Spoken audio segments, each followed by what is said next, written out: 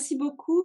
Alors tout d'abord, je regrette, de pas être, avec vous. C'est quand même moins sympathique, d'être en distanciel, mais bon, on va essayer de s'adapter. Donc, merci également, pour le comité scientifique de m'avoir proposé de parler du rôle et de la place des interventions non médicamenteuses en prenant l'exemple de la maladie de Parkinson. Alors, en fait, ce que je vous propose de faire, c'est que je vais commencer par, faire un très, très, très bref rappel sur les problématiques concernant la maladie de Parkinson et ensuite on va rentrer, dans le vif du sujet, que sont donc le rôle et la place des interventions non médicamenteuses. Alors, très brièvement, la maladie de Parkinson, vous savez que c'est une maladie qui est une maladie neuroévolutive qui est fréquente, en neurologie, maladie la plus fréquente après la maladie d'Alzheimer. Et vous avez la prévalence qui est même un peu plus élevée que ça maintenant, puisqu'en France, c'est 180 pour 100 000 habitants.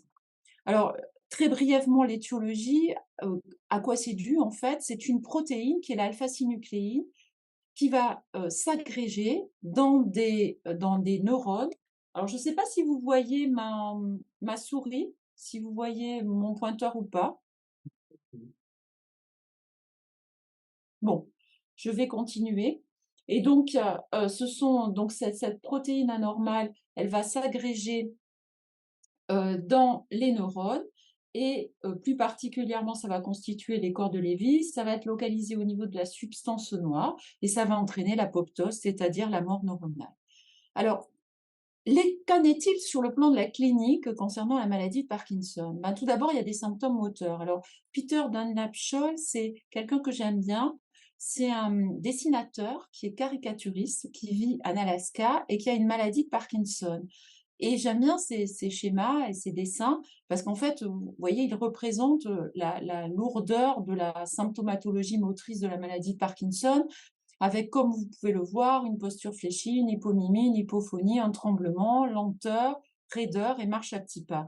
Mais la maladie de Parkinson, ça s'arrête pas là, c'est beaucoup plus compliqué et c'est très invalidant parce qu'il y a aussi des symptômes non moteurs. Et les symptômes moteurs, quels sont-ils?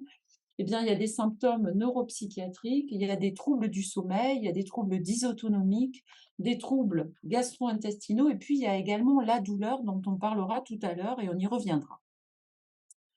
Donc, la maladie de Parkinson, vous avez compris, c'est à la fois une maladie motrice et non motrice, et donc ça altère énormément la qualité de vie. Et en fait, je vous montre cette étude parce qu'elle est assez représentative, je trouve.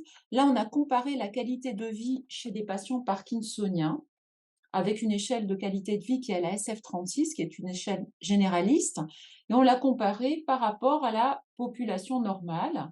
Et vous voyez que les patients atteints de maladie de Parkinson, eh bien, ils ont une altération de la qualité de vie qui est bien plus importante que celle de la population générale du même âge. Et si on compare maintenant la qualité de vie des patients parkinsoniens avec une autre maladie neurologique, qui est également une maladie quand même qui est très invalidante, qui est la sclérose en plaques, eh bien, on voit que l'altération de la qualité de vie chez le patient parkinsonien, elle est tout aussi importante que celle chez le patient atteint de sclérose en plaques. Alors, fort heureusement, on a quand même des médicaments dans la maladie de Parkinson. Et ces médicaments, ils sont efficaces. Mais ce qu'il faut savoir, c'est que ces médicaments, ce sont des médicaments symptomatiques qui diminuent les symptômes, mais qui ne vont en rien ralentir ou modifier l'évolution de la maladie. Et en plus, ces médicaments, eh bien, à moyen terme, ils peuvent entraîner des effets indésirables qui sont extrêmement invalidants. Alors, je vais vous parler de deux effets indésirables qui posent problème chez les patients parkinsoniens.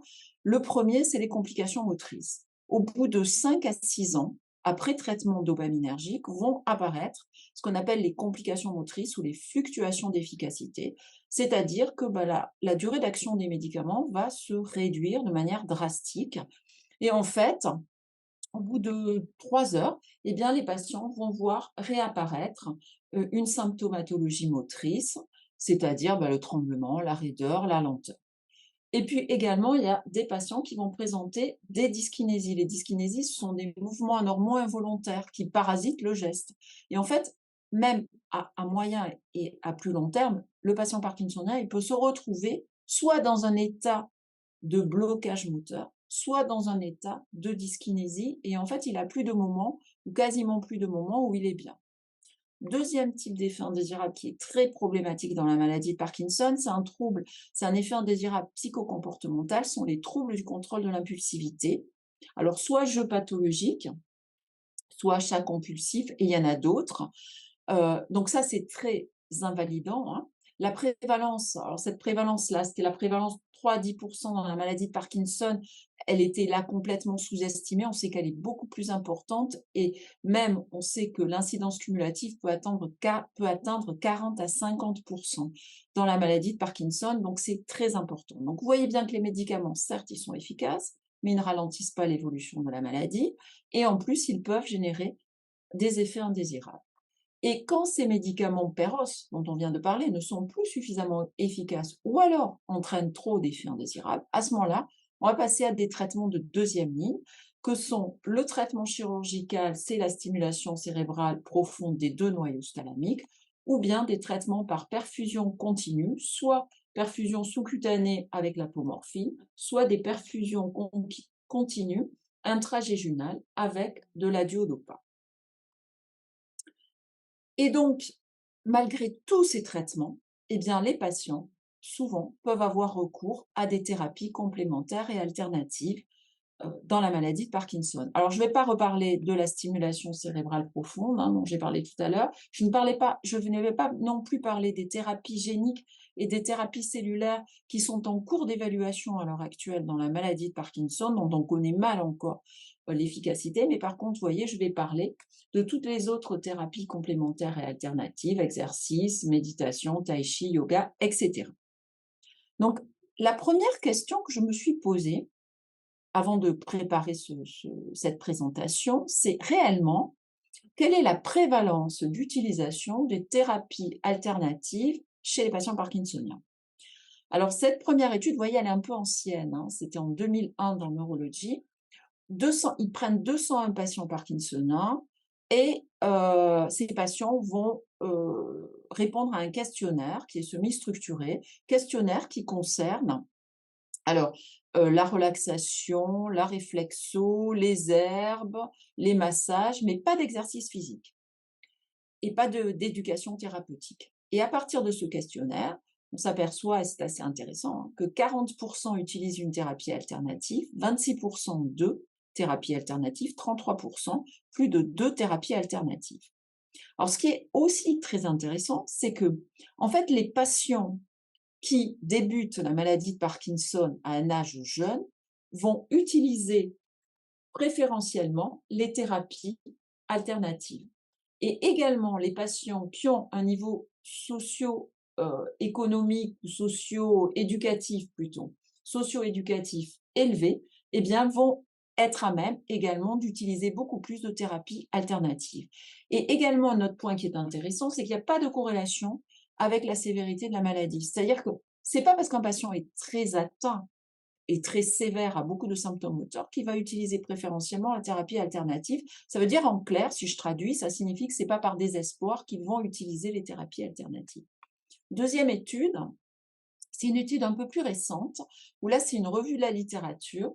Et vous voyez, la prévalence d'utilisation des thérapies alternatives, ça varie entre 25 et 76 Et en fait, si on regarde, eh bien, on voit que ça dépend du continent.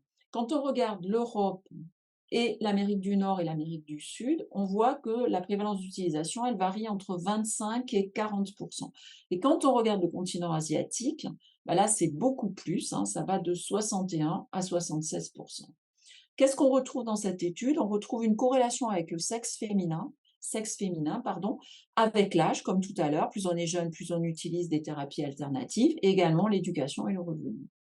Et là aussi, on voit que quand même, eh bien, c'est vraiment une démarche personnelle, hein, parce que seulement 11 à 20 des thérapies sont conseillées par les professionnels de santé. Donc, ça veut dire que c'est vraiment une démarche personnelle de la part des patients.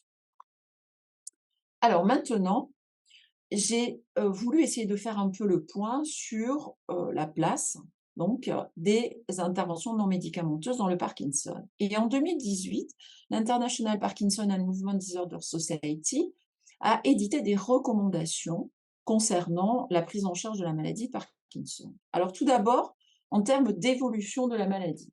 Évolution de la maladie, si on regarde les thérapies non médicamenteuses, ça va vite, hein, comme vous pouvez le voir. Donc là, si je regarde l'exercice ou la vitamine D, eh bien clairement, on voit qu'il y a des preuves insuffisantes et donc pas de recommandation possible. Maintenant, si on regarde l'effet symptomatique, la diminution des symptômes moteurs, donc là, on voit que la physiothérapie ou l'exercice physique semble être relativement efficace et donc peut-être recommandé. Mais ensuite, vous voyez que quand même, par exemple, les séances d'orthophonie, le speech therapy, l'occupational therapy, l'acupuncture, là aussi, preuve insuffisante et donc pas de recommandation.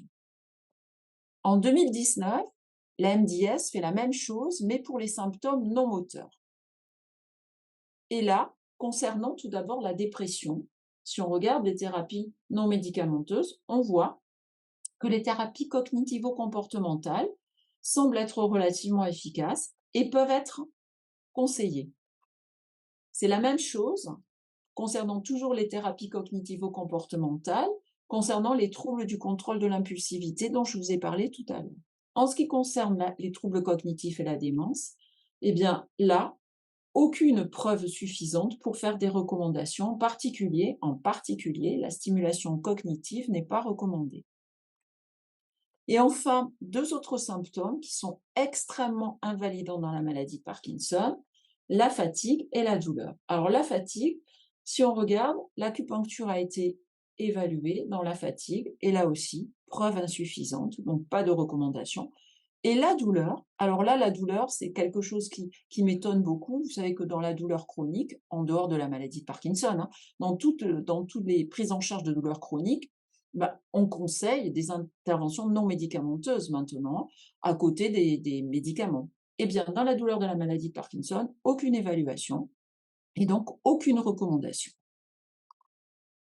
Alors, si on essaie de résumer un peu là, ce que je vous dis, les recommandations actuelles hein, concernant la maladie de Parkinson, c'est on peut conseiller la physiothérapie pour diminuer les symptômes moteurs, on peut conseiller la thérapie cognitivo-comportementale pour diminuer l'anxiété, la dépression et peut-être les troubles du contrôle de l'impulsivité, et globalement, c'est tout. Alors c'est quand même assez étonnant, dans la mesure où quand même, dans le parcours de soins du patient, le parcours de soins du patient parkinsonien nécessite, et il est dit dans le parcours de soins, qu'il est important de mettre en place une prise en charge pluridisciplinaire avec l'orthophoniste, la kiné, l'ergo, le psycho, l'infirmière et de l'éducation thérapeutique. Vous voyez qu'on en est loin. Alors maintenant, ma deuxième partie va concerner le rôle et la place des interventions non médicamenteuses actuelles dans la maladie de Parkinson. Donc, tout d'abord, je vais parler de l'exercice physique et des séances de kiné. Alors, la première, quand j'ai commencé à regarder ça, j'ai vu qu'il y avait eu une revue Cochrane en 2013, donc c'est un peu vieux, mais la revue Cochrane en 2013 avait permis de montrer que la physiothérapie permettait d'améliorer la marche et l'équilibre. Alors, je vais vous montrer très rapidement que vraiment c'était très peu, ça reposait sur peu d'études. Vous avez ici les différentes études. Et vous voyez, ça concerne l'exercice physique, ça concerne le tapis, les sports de cardio-training, d'endurance, le tapis de marche, la danse et les arts martiaux. Et si vous regardez dans chaque catégorie, en fait, vous vous apercevez qu'il y a peu d'études. Hein. Il y en a une, deux, trois dans chaque catégorie. Alors globalement, effectivement, quand on regarde les résultats, on voit qu'il y a certaines études qui sont en faveur et le résultat global, eh bien, est en faveur d'une amélioration de la physiothérapie sur la marche du patient parkinsonien. Maintenant, on a quand même des études qui sont récemment sorties, qui sont beaucoup plus intéressantes. Alors, quelles sont ces études? Je vais vous parler de 3 études, une qui est sortie en 2018, l'autre en 2019 et l'autre en 2022. Alors, les 2 premières études, d'abord, ce sont des essais cliniques comparatifs randomisés. Le premier, c'est l'étude de 2018 dans JAMA, Neurologie. Donc, on prend des patients parkinsoniens. On fait 3 groupes, 40 patients par groupe. Le premier groupe, il va bénéficier d'un exercice aérobie sur tapis de marche à haute intensité. Deuxième groupe, c'est la même chose, mais intensité modérée. Troisième groupe, ils sont sur liste d'attente, et donc il n'y a pas d'intervention, ils attendent. Les interventions, c'est 40-50 minutes, 4 fois par semaine, pendant 6 mois. Et on regarde en fait, si sur 6 mois, on regarde l'aggravation des symptômes moteurs. Vous avez les résultats sur la droite ici, et vous voyez que, eh bien, le groupe qui a bénéficié d'une activité physique à intensité élevée a une moindre aggravation des symptômes moteurs que le groupe qui a bénéficié de rien du tout, usual care, c'est-à-dire du traitement habituel sans intervention, ou même du groupe qui a bénéficié de l'intervention, mais à intensité beaucoup plus modérée. Et j'ai oublié de vous dire quelque chose de très important, c'est que l'évaluation se faisait en aveugle, hein. Ensuite, deuxième papier, 2019, dans le Lancet Neurol, c'est exactement le même type de schéma, une étude comparative randomisée, en aveugle. Et là, on fait 2 groupes. Un groupe qui bénéficie d'un exercice aérobie sur un vélo d'appartement à intensité quand même assez poussée, vous pouvez le voir. Et l'autre groupe, c'est des étirements. Et là, le même design, hein, 30-45 minutes, 3 fois par semaine pendant 6 mois. Et qu'est-ce qu'on obtient comme résultat? Vous les avez en dessous et vous voyez la même chose, hein, que les patients qui ont bénéficié de l'intervention à intensité un peu élevée, eh bien, ont une moindre aggravation des symptômes moteurs sur 6 mois par rapport au groupe qui a bénéficié simplement d'étirements. Deuxième type d'étude, alors là, c'est pas du tout la même chose, hein, c'est une étude observationnelle. Ça signifie que l'intervention non médicamenteuse, ça peut être aussi évalué pas qu'avec des essais comparatifs randomisés en double aveugle, hein, ça peut être fait aussi avec des études observationnelles. Donc ça, c'est une étude hyper récente, en 2022, c'est une cohorte observationnelle, on prend 237 patients parkinsoniens, des patients comme les 2 études précédentes, hein, c'est des patients en début de diagnostic, hein. Et là, on va regarder leur activité physique. On va faire 2 groupes.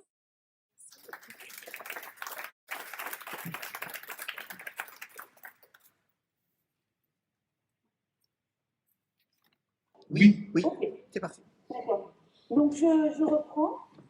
Et désolée pour la coupure, c'est pas très simple pour vous de suivre après avoir écouté d'autres choses, mais je vous rappelle qu'on était en train de parler de l'évaluation de l'activité physique chez les patients atteints de maladie de Parkinson. Et j'étais en train de dire que, à côté des classiques essais comparatifs randomisés, plus ou moins en aveugle, il y a d'autres façons d'évaluer et on peut utiliser notamment des études observationnelles, non interventionnelles, donc, comme par exemple cette étude qui est une cohorte observationnelle chez 236 patients parkinsoniens, chez des patients plutôt débutants.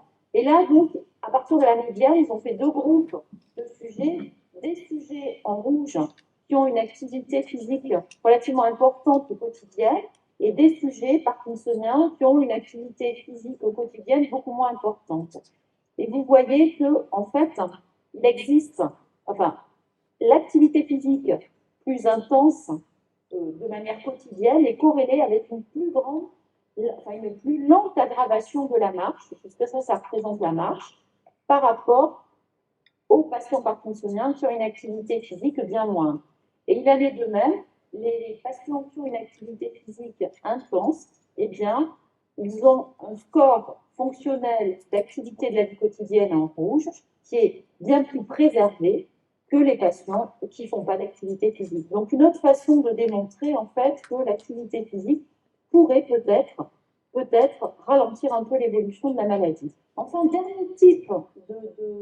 dernière façon de démontrer que l'activité physique peut avoir un intérêt et peut diminuer l'aggravation des symptômes moteurs de la maladie de Parkinson, ben là, on revient avec à nouveau un essai clinique de petits nombres. Et là, on va regarder non pas les symptômes moteurs, mais on va regarder l'augmentation des traitements dopaminergiques, puisque c'est une maladie neuroévolutive. Donc, ça veut dire qu'il y a une aggravation des symptômes moteurs, et donc on est amené dans le temps à augmenter les médicaments dopaminergiques. Donc ici, vous avez 3 groupes. Un groupe qui va faire de l'exercice seulement pendant 3 semaines. Ensuite, un autre groupe qu'on va entraîner, qui va faire de l'exercice et qui va le maintenir pendant près de 6 ans. Et ensuite, le troisième groupe, eh bien, c'est un groupe contrôle, il n'y a pas d'exercice prescrit. On va regarder sur le schéma, et vous voyez que le groupe qui fait de l'exercice de manière importante et maintenu pendant 6 ans, eh bien, il y a une nette, enfin, une moindre augmentation des traitements de la dose de traitement dopaminergique. Donc, c'est une autre façon de démontrer que l'activité physique peut avoir un intérêt. Et là, c'était juste pour passer très très vite pour vous dire, bon, l'activité physique dans la maladie de Parkinson aussi, eh bien, ça peut se faire dans le cadre d'une réalité virtuelle, et il y a des papiers, des publications qui sortent à l'heure actuelle et qui montrent et qui commencent à évaluer l'activité physique dans le cadre de la réalité virtuelle chez les patients parkinsoniens. Alors, à côté de l'activité physique, j'ai regardé ce qu'il en était des arts martiaux. Pourquoi? Parce que classiquement aussi, dans la maladie de Parkinson, les médecins, les neurologues, mais également les associations de patients ont l'habitude de proposer et de recommander les arts martiaux dans la maladie de Parkinson. Qu'en est-il réellement? Donc là, j'ai repris les études qui avaient été faites concernant le Qigong. Alors vous voyez que je n'en ai pas trouvé beaucoup, il y en a 4. Les groupes contrôle, c'est soit de la marche, soit de l'exercice, soit pas de traitement. Et les résultats, je passe très très vite, montrent que en fait, il y a les résultats, il y en a certains qui sont positifs, certains négatifs. Donc en fait, des résultats très hétérogènes. Et je crois qu'à l'heure actuelle, c'est difficile de conclure que le Qigong réellement apporte un bénéfice. Quand on regarde le Tai Chi, il y a 3 études. 3 études qui, là, montrent des résultats peut-être un peu plus intéressants, avec une amélioration de la qualité de vie dans chaque type d'étude. Qu'en est-il de la danse? La danse, c'est exactement la même chose dans la maladie de Parkinson. On a tendance à recommander la danse, en particulier le tango, parce que c'est une danse rythmique qui peut améliorer la marche. Et donc, on a tendance à recommander la danse dans la maladie de Parkinson. Donc là, il y a une étude très récente en 2022. C'est une analyse ciblée de 372 patients qui concerne 14 études et qui concerne le tango. Et le groupe contrôle, c'est soit l'exercice, soit pas du tout d'intervention. Vous voyez qu'il y a peu d'effectifs quand même dans chaque groupe. Et qu'est-ce que ça montre? Les résultats montrent qu'il y a une amélioration de l'état moteur et de la marche par rapport au groupe où il n'y a pas d'intervention. Par contre, il n'y a pas de différence significative par rapport au groupe qui fait de l'exercice. Donc c'est un peu décevant. Mais, il y a une jolie étude italienne qui est sortie en 2021, qui est une étude comparative, randomisée, et qui montre des résultats très intéressants. Et je trouve qu'elle est bien faite. Donc, c'est un petit nombre de patients. 38 patients parkinsoniens. On fait 2 groupes. Un groupe qui va recevoir 1 heure de physiothérapie plus 1 heure consécutive de danse. Et ça, 3 fois par semaine, pendant 5 semaines. Et l'autre groupe, le groupe contrôle, va recevoir 1 heure de physiothérapie suivie de 1 heure de physiothérapie. Et les résultats montrent que le groupe qui bénéficie de la danse en plus de la physiothérapie, eh bien, a une diminution des symptômes moteurs qui est statistiquement significative par rapport au groupe contrôle qui ne reçoit que de la physiothérapie, mais avec une durée qui est identique. Donc c'est assez intéressant, ça donne, on a l'impression que effectivement la danse à ce moment-là pourrait avoir un intérêt. Alors, qu'en est-il de l'acupuncture? L'acupuncture, pareil, il y a une étude récente, 2022, qui est une revue systématique à partir de 17 études, des petits effectifs, encore que 4,14 patients par groupe, c'est pas mal. La problématique, c'est que c'est différents types d'acupuncture, body acupuncture, scalp, électro-auriculaire, différents groupes de points d'acupuncture. Alors, je ne suis pas du tout spécialisée, mais je pense que c'est quand même très hétérogène. Et en termes d'intervention, donc, c'est de la donne. C'est-à-dire que c'est de l'acupuncture plus le traitement pharmaco-habituel, et le groupe contrôle, c'est juste le traitement pharmaco-seul, c'est-à-dire qu'il n'y a aucune intervention réellement active. Et on évalue sur l'état général du patient et l'amélioration de la qualité de vie.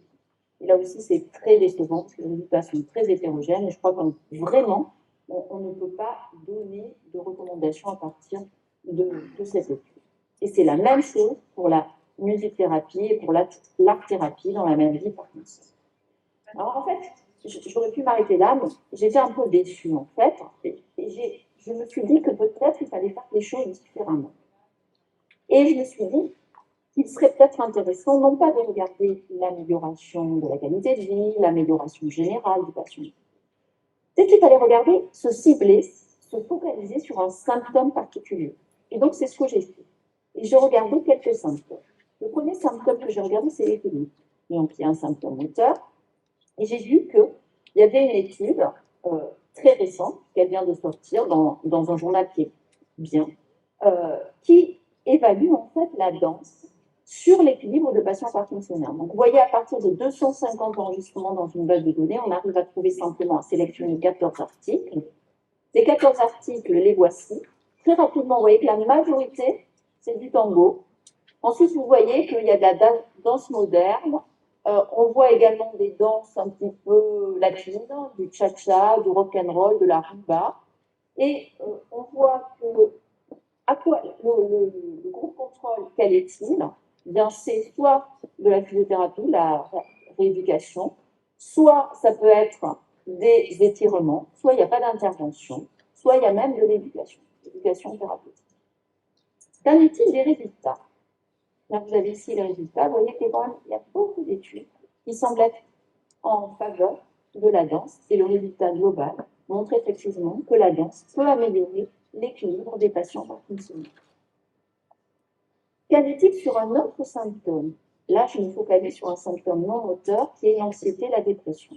Et là, j'ai regardé ce qu'il y avait sur l'anxiété et la dépression chez le patient parkinsonien. Il y a une étude, une méta-analyse concernant le yoga. Donc, ils ont pris des essais comparatifs, 7 à 15 patients par groupe. Le groupe contrôle, c'est pareil, c'est toujours un peu hétérogène, soit de l'étirement, soit des exercices d'équilibre, soit du soin habituel, donc pas d'intervention. Qu'en est-il? Cette première partie, en haut, c'est donc les résultats sur l'anxiété. Donc, vous voyez que quand même, il n'y a pas beaucoup d'études. 4 études sur l'anxiété.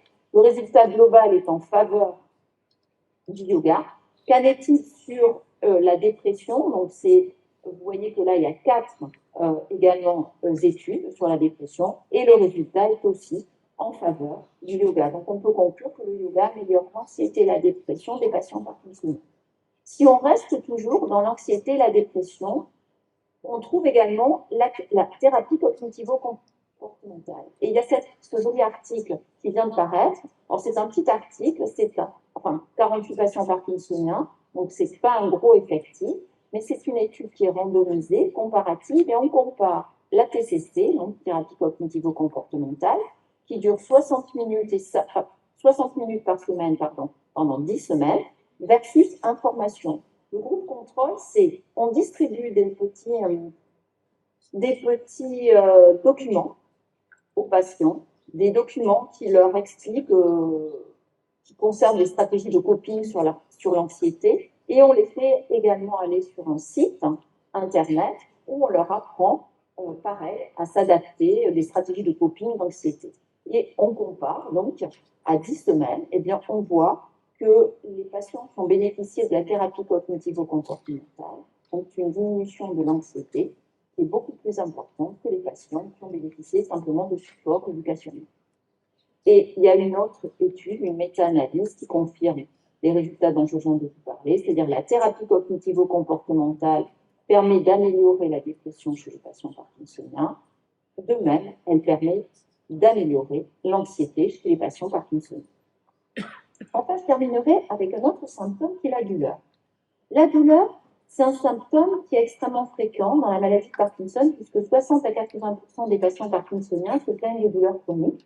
Et la douleur, elle est beaucoup plus fréquente dans la maladie de Parkinson par rapport à la population générale du même âge. Et je vous rappelle aussi autre chose, c'est parce que vous en souvenez, c'était tout à l'heure, c'était simplement que la NIS, qui avait édité des recommandations, avait essayé de donner des recommandations sur la douleur liée à la maladie de Parkinson et qu'il n'y avait aucune recommandation concernant les interventions non médicamenteuses. Donc on s'est posé la question, notre petite équipe de recherche, s'est posé la question de savoir quel pouvait être l'impact des interventions non pharmacologiques sur la prise en charge de la douleur dans la maladie de Parkinson. Et donc on a fait une revue systématique qui est en révision maintenant dans la revue oncologique, où là, on a sélectionné, donc à partir de je ne sais plus combien de décès retrouvés dans les bases de données, on en a sélectionné 18. Alors, qu'est-ce qu'on a regardé? Le groupe intervention, c'était kinésithérapie, balnéo, massage thaï, yoga, marche nordique, qigong, acupuncture, phytothérapie et méditation. Et les groupes contrôle dans ces études, eh bien, c'était soit pas d'intervention réelle, hein, le soin habituel, soit c'était de la mobilisation passive ou alors des exercices à domicile, de la relaxation, de l'acupuncture charme et même des techniques placebo, et ça, c'est pas inintéressant. Vous voyez que l'effectif est très variable. Alors, ce qui est très décevant, c'est que en fait, dans ces 18 études, il y a seulement 2 études qui ont comme critère principal d'évaluation la douleur. Ça veut dire que pour les autres, globalement, le critère de jugement principal, c'est la qualité de vie ou les symptômes moteurs, etc. Et la douleur vient en critère secondaire ou exploratoire, ce qui est quand même un peu dommage. Et bien sûr, l'autre critique, c'est que il n'y a aucune différenciation des différents types de douleurs, parce que dans la maladie de Parkinson, il y a plusieurs types de douleurs. Alors, je vais vous montrer simplement notre conclusion. C'est que nos résultats ont montré que les interventions non médicamenteuses dans la prise en charge de la douleur liée à la maladie de Parkinson avaient un faible à modéré niveau de douleur, mais que globalement, quand même, on avait l'impression que c'était plutôt favorable. Et en particulier, ce dont nous avons l'impression, c'est que ce sont les interventions non médicamenteuses actives, comme la kiné, la marche nordique, le qigong. Alors, il y a un peu la méditation et le massage thaï, mais c'est essentiellement les interventions non médicamenteuses actives qui pourraient avoir des résultats beaucoup plus favorables, parce que les interventions non médicamenteuses passives, comme la balnéo, l'acupuncture, la phytothérapie, là, n'ont aucune efficacité. Et on s'est intéressé également à la réflexologie. Alors, pourquoi la réflexologie? D'abord parce que la réflexologie, il n'y a aucune étude dans la douleur concernant la maladie de Parkinson. Et puis également, notre raison, c'est que Émile Descamps est réflexologue, et donc on s'est dit que ça serait une jolie opportunité d'essayer d'évaluer l'impact de la réflexologie plantaire dans la prise en charge douloureuse des patients parkinsoniens. Donc, on a mené une étude, qui est une étude exploratoire monocentrique, en double aveugle, puisque le patient et l'évaluateur sont aveugles, randomisés en 2 groupes.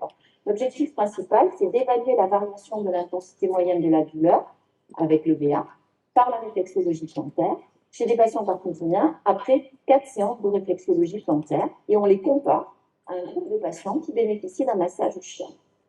En objectif secondaire, on a évalué l'impact de la réflexologie plantaire sur le seuil nociceptif thermique au chaud, et on a également évalué l'impact de la réflexologie plantaire sur la connectivité fonctionnelle à l'aide de l'IRM. Donc, 30 patients parkinsoniens douloureux ont été inclus. Donc, les interventions, c'était 4 séances de réflexo toutes les 3 semaines. C'était la même intervenante, Émile Descamps, qui faisait la réflexologie plantaire et également le massage de chien. Et voici le design.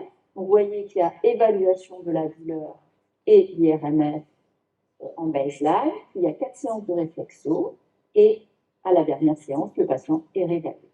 C'est Karel Joanneau, notre doctorant, qui est en charge de cette étude. Alors malheureusement, je ne peux pas vous donner les résultats parce que le dernier patient vient d'être inclus et donc on n'a pas encore traité les résultats, mais normalement, dans un an, nous aurons les résultats et j'espère qu'ils seront intéressants. Et pour terminer, je voulais faire un tout petit point focus sur l'éducation thérapeutique. Parce que l'éducation thérapeutique, ça fait vraiment partie du parcours de soins du patient parkinsonien à l'heure actuelle. Alors, j'ai entendu ce matin, parce que j'ai un peu écouté ce matin, et j'ai entendu qu'on vous avait déjà parlé pas mal d'éducation thérapeutique, donc je vais aller très vite. Simplement, nous, quand on a mis en place le programme d'éducation thérapeutique à Toulouse, c'était début 2010, et quand on a voulu le mettre en place, on s'est dit qu'on allait l'évaluer, qu'on allait évaluer son impact sur la qualité de vie des patients parkinsoniens. Et donc, on a mené une étude qui était une étude randomisée comparative, qui a été publiée, et dont l'objectif était de comparer la qualité de vie des patients parkinsoniens bénéficiant d'un programme d'éducation thérapeutique par rapport à des patients parkinsoniens qui n'en bénéficiaient pas. Comment on a fait? Très simplement. Donc, on a pris 120 patients parkinsoniens qui avaient envie de participer à un programme d'éducation thérapeutique. On a fait une randomisation. Il y en a la moitié qui ont été dans le groupe qui a bénéficié d'éducation thérapeutique de manière immédiate, et l'autre moitié qui était dans le groupe différé, c'est-à-dire que pendant 12 mois, ils n'ont pas eu d'éducation thérapeutique, mais qu'on leur a proposé l'éducation thérapeutique, bien entendu, un an après. Et bien sûr, dans les 2 groupes, eh bien, les patients bénéficiaient du suivi régulier et habituel par leur neurologue. Le critère d'évaluation principal, c'était la qualité de vie. C'est un questionnaire spécifique, le PDQ-39 de maladie de Parkinson. Et ensuite, en critère d'évaluation secondaire, on a regardé l'état moteur, les symptômes moteurs, bien sûr, et puis l'état psycho, anxiété, dépression. Donc, je vous montre simplement les résultats concernant le critère de jugement principal, donc c'est-à-dire la qualité de vie. Donc, vous retrouvez les 8 dimensions de l'échelle spécifique, mobilité, activité de la vie quotidienne, bien-être, honte, soutien social, troubles cognitifs, communication, et inconfort physique, c'est la douleur. Alors, n'oubliez pas qu'on est dans le cadre d'une maladie neuroévolutive qui s'aggrave. Donc, ça veut dire en clair que sur 12 mois, on a théoriquement une petite aggravation de la qualité de vie. Donc, si on se trouve sur la ligne verte que vous voyez, ici, c'est la ligne de base. Ça signifie que sur 12 mois, si on est sur cette ligne verte, il n'y a pas eu de modification de la qualité de vie, ni aggravation, ni amélioration. Si on est à l'intérieur de la ligne verte, ça signifie qu'il y a eu une amélioration de la qualité de vie sur 12 mois. Si on est à l'extérieur, ça signifie qu'il y a eu une aggravation. Et vous voyez qu'il y a les deux groupes de patients, qui ont bénéficié de l'ETP en bleu, et en rouge qui n'ont pas eu d'ETP encore. Et vous voyez clairement que les patients qui ont bénéficié de l'ETP se situent à l'intérieur de la ligne verte, ça signifie qu'ils ont eu une amélioration de la qualité de vie, alors que les patients qui n'ont pas eu encore d'éducation thérapeutique, ils n'ont soit pas de modification de la qualité de vie, soit une aggravation de leur qualité de vie. Une autre façon de montrer les résultats, c'est celle-là, ça c'est à 12 mois, on compare les scores de qualité de vie dans le groupe ETP en bleu et le groupe sans ETP en rose, et vous voyez qu'il y a une diminution quasiment de toutes les dimensions statistiquement significative dans le groupe qui a bénéficié de l'ETP. Enfin, la dernière chose qu'on a voulu faire en éducation thérapeutique, c'est qu'on avait démontré qu'il y avait une amélioration de la qualité de vie, mais on s'est dit que ça serait intéressant également de regarder quel pouvait être l'impact de l'éducation thérapeutique sur l'évolution des représentations sociales du médicament. Pourquoi? Parce qu'en fait, l'appropriation des traitements, l'acceptation des traitements pourrait dépendre des représentations que se font les patients des médicaments. Et donc, on s'est rapproché d'une équipe de recherche de psychologie de la santé et psychologie sociale, et on a mené cette étude qui est en révision dans la revue Neurologie. L'objectif, c'était donc d'évaluer les effets d'un atelier collectif d'éducation thérapeutique centré sur le médicament versus le groupe contrôle, c'était un groupe de parole. Et donc, on a fait 3 groupes randomisés, 2 groupes qui ont bénéficié de l'éducation thérapeutique et un groupe qui a bénéficié d'un groupe de parole, simplement. L'atelier collectif d'éducation thérapeutique, c'était 4 séances éducatives distinctes, comprendre les différentes classes de médicaments et leur mode d'action, comprendre leur ordonnance, apprendre et repérer surtout les effets indésirables, et proposer des trucs et astuces à propos de la gestion des médicaments. Et le groupe de parole, c'était à peu près d'une durée similaire par rapport à l'atelier collectif. Le groupe de parole, il était animé par une psychologue et les patients discutaient de diverses thématiques, dont le médicament. Comment on a mesuré, comment on a évalué la représentation sociale du médicament? On a utilisé 3 paramètres. Le premier, c'est un questionnaire de connaissances sur les médicaments antiparkinsoniens. Le deuxième, c'est un questionnaire de croyance à propos des médicaments, c'est le BMQ. C'est un questionnaire de croyance qui est validé au niveau international et qui comprend 4 dimensions. Nécessité du traitement prescrit, inquiétude envers le traitement prescrit, nocivité des médicaments et abus d'utilisation des médicaments. Et le dernier paramètre, c'était une tâche d'association verbale. En fait, on demandait au sujet d'écrire, d'exprimer les mots et les expressions qu'il est rapproché du mot médicament, de ce qu'il pensait des médicaments. Donc voici les résultats. Concernant tout d'abord l'évolution des connaissances du médicament, eh bien, il y a eu une amélioration des connaissances sur le médicament dans le groupe éducation thérapeutique et pas d'amélioration, pas de modification dans le groupe de parole.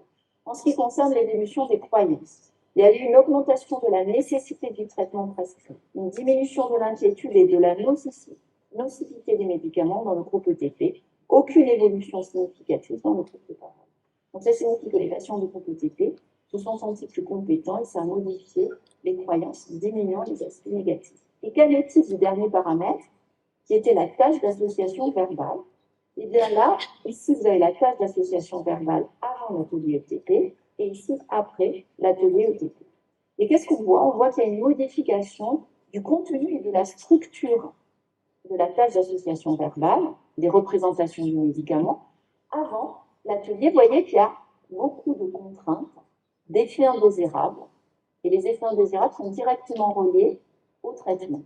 Après l'atelier ETP, on voit que la représentation du médicament a changé, puisque c'est le soin qui est au centre de la représentation.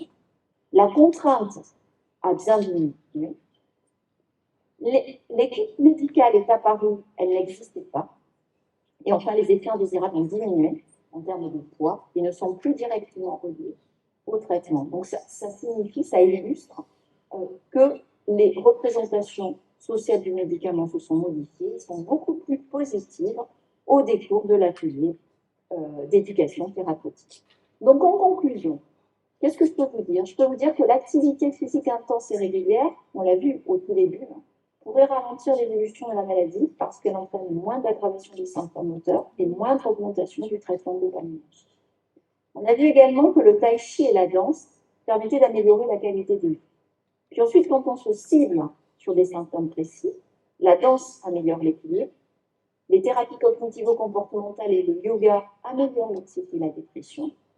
En ce qui concerne la douleur, il semble que ce soit plutôt les interventions non médicamenteuses actives. Qu'en est-il de la réflexologie? Pour l'instant, on ne le sait pas, on espère que ça sera positif. Pour l'éducation thérapeutique, nous avons montré que ça permettait d'améliorer la qualité de vie, que ça permettait également d'améliorer les représentations sociales du médicament. Donc au total, même s'il y a peu d'études, vous l'avez vu, il y a peu d'études, l'effectif est faible, les groupes contrôle sont très hétérogènes, on a quand même le sentiment, en tout cas c'est mon sentiment, que les interventions non médicamenteuses ont quand même un rôle bénéfique dans la maladie de Parkinson. Et pour terminer, je vais vous montrer l'image de la maladie de Parkinson il y a 50 ans. C'est la représentation et c'est les images des patients parkinsoniens. Maintenant, voilà l'image des patients parkinsoniens que l'on a. Vous voyez que ça a radicalement changé. Alors pourquoi? Eh bien parce qu'il y a 50 ans, je vous rappelle qu'on n'avait qu'un seul médicament. C'est la prise en charge de la maladie de Parkinson. C'était la L-Dopa, c'était le Modopa, il n'y avait rien d'autre. Et que maintenant, eh bien sûr, on a beaucoup de médicaments, on a plusieurs types de médicaments, mais il n'y a pas que les médicaments. Il y a également d'autres thérapies complémentaires, des interventions non médicamenteuses, qui contribuent certainement à améliorer l'image des patients parkinsoniens. Voilà, je vous remercie. Merci beaucoup. Merci.